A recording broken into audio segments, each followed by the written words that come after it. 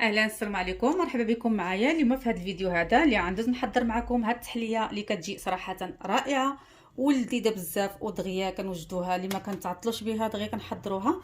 بالخصوص دابا في شهر رمضان كنوجدوها بواحد 40 دقيقه قبل الفطور ودغيا كنحصلوا عليها ورائعه لذيذه بزاف. كنعملوها في النبيره غير 20 دقيقه كتبرد وكنحصلوا على التحليه هذه.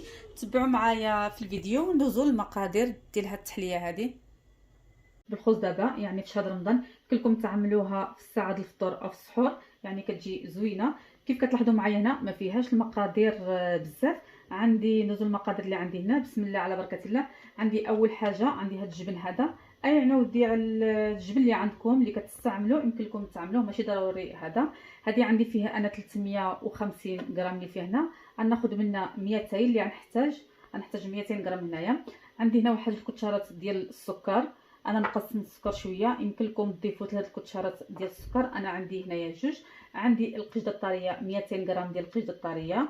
عندي هاد الدولسي دي ليتشي او هاد الكراميل اللي نحتاج منه واحد 3 الكتشارات اللي غنحتاج منه. هذا عندي بسكوي اللي مطحون ومخلط بشويه ديال الزبده. هذا اللي غنحتاجو للتزيين. من بعد اول حاجه غندوزو هاد المقادير كلهم غنديروهم في خطره هنايا وغندوزو باش نخلطوهم. كيف لاحظتوا معايا ضفت هنايا الجبن، غنضيف عليه هذا السكر. كيف قلت لكم عندي جوج الكتشارات ديال السكر اللي انا عابراهم بهذه الكتشاره هذه، جوج الكتشارات. غنضيف عليهم القشده الطريه. كيف قلت لكم كنضيف كلشي في خطره، ما يحتاجش نعملوا حاجه بحاجه، كلشي في خطره وكنخدموهم مع بعضياتهم.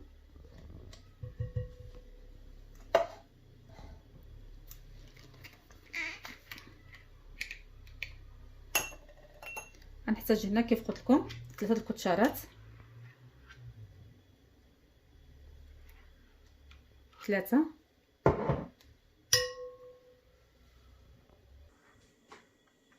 كيف لاحظتوا معايا من بعد ما ضفت كلشي دابا غندوز نخلطهم بالطراب ديالي.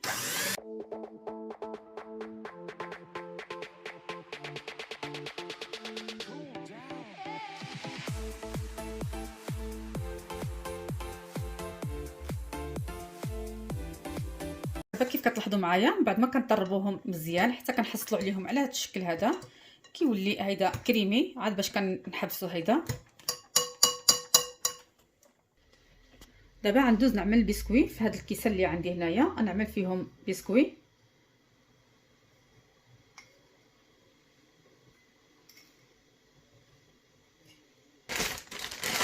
دابا كيف كتلاحظوا معايا غنعمل هاد المانكا هادي، الا كانت يمكن لكم تعملوها ما كانتش ماشي ضروري، يمكن بالكتشاره. انا نعملها هادي حيت كتجي سهله دغيا.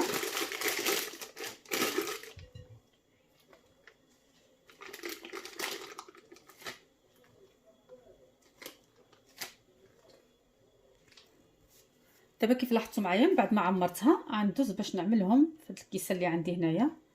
انا كيف قلت لكم غير فضلت نعمل هذه باش كتجيني سهله.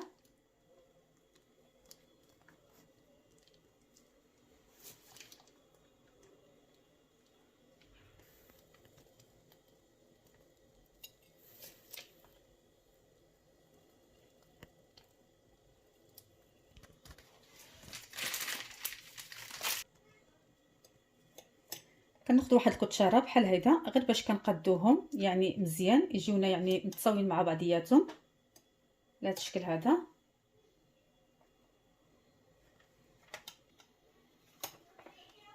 وهادو كنعملوهم في النبيره دغيا كيبردوا، كنوجدوهم قبل الفطور غير بساعه او ساعه ما لحقاش دغيا كيبردوا، ما كنحتاجولهمش يعني الوقت بزاف في النبيره.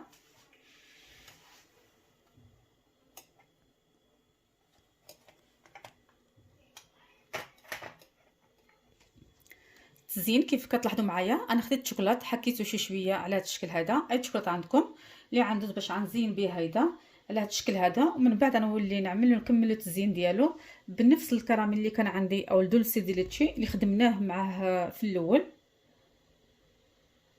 التزيين كيبقى يعني اختياري لكل واحد، انا فضلت غنخلي نعملهم هيدا بالشوكولات.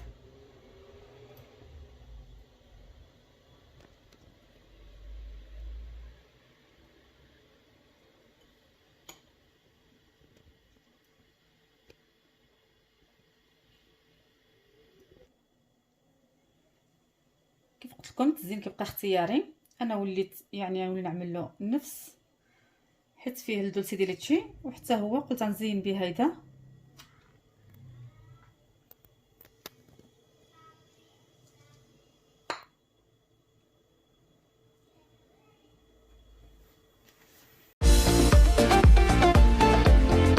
اهلا، كيف كتلاحظوا معايا هذا هو الشكل النهائي ديال هاد التحليه اللي عدلت معكم اليوم.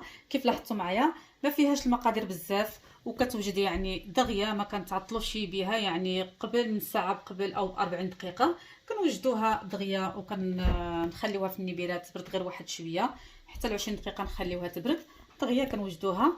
هذا هو شكلنا النهائي ديالها. كنتمنى بانكم تجربوها وتنال الاعجاب ديالكم.